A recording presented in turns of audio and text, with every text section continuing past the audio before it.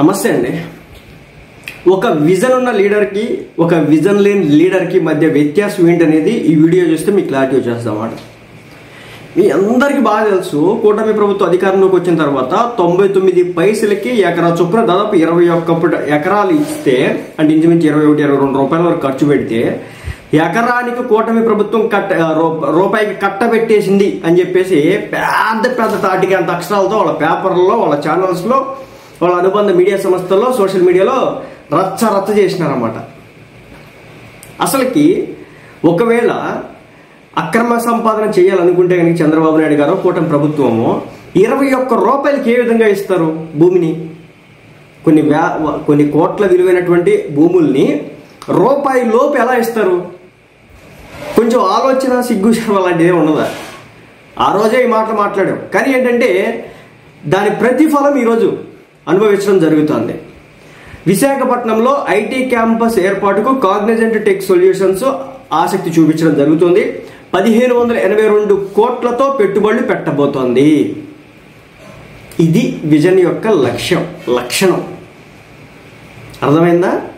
ఎందుకు రూపాయి లోపు ఎకరం ఇచ్చినారంటే 1582 కోట్లు పెట్టుబడులు పెట్టడానికి. అదేవిధంగా దీని ద్వారా 8,000 మందికి ఆంధ్ర రాష్ట్రంలో ఉపాధి, మరి ముఖ్యంగా వైజాగ్ ప్రాంత ప్రజలు ఎవరైతే ఉంటారో, ఆ చుట్టుపక్కల ప్రాంత ప్రజలు ఎవరైతే ఉంటారో వాళ్ళు ఆడ ఉద్యోగాలు ప్రశాంతంగా చేసుకోవచ్చు. ఒక కాగ్నిజెంట్ తీసుకురావడం కారణంగా దాదాపు 8,000 మందికి జాబులు కల్పన, 21 ఎకరాలు ఇస్తే. అర్థమవుతుందా? దీని ద్వారా ఏం సాధిస్తుంది మన రాష్ట్రం అంటే, మీకు తెలుసో లేదో, ఐటీ ఎక్స్పోర్ట్ చేస్తూ ఉంటుంది కాగ్నిజెంట్. ఇప్పుడు స్టేట్ జిఎస్టీలు అన్నీ కూడా మనకే వస్తాయి. సెంట్రల్ జిఎస్టీలు పక్కన పెట్టండి, స్టేట్కి సంబంధించి ట్యాక్స్లు చాలా భారీ స్థాయిలో ఉంటాయి. ఐటీ ట్యాక్స్లు అనేవి అవన్నీ కూడా మన స్టేట్కి రావడం జరిగింది.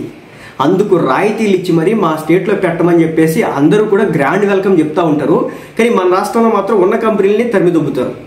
కియా దగ్గరికి వెళ్ళి వాళ్ళని బెదిరిస్తారు, జాకీ దగ్గరికి వెళ్ళి వాళ్ళని బెదిరిస్తారు. కట్ చేస్తే ఈరోజు ఏం జరుగుతుంది?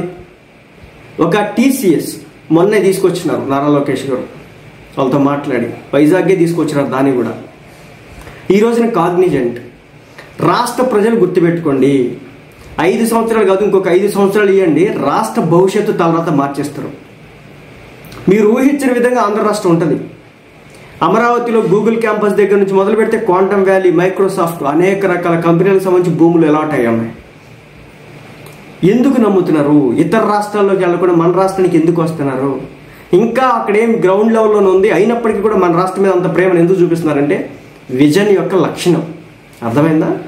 కాబట్టి విజన్ ఉన్నటువంటి లీడర్స్ని ఎన్నుకోవడం ద్వారా చేపల మార్కెట్లో, చేపల కొట్లో, లేదంటే కర్రీ పాయింట్లో కాదు, ఒక కాగ్నిజెంట్, ఒక టీసీఎస్, ఒక క్వాంటమ్ వ్యాలీ, ఒక గూగుల్, ఒక మైక్రోసాఫ్ట్ని లాక్కు రాగలుగుతాం అనేది ఈరోజు కూటమి ప్రభుత్వం చేసి చూపించింది.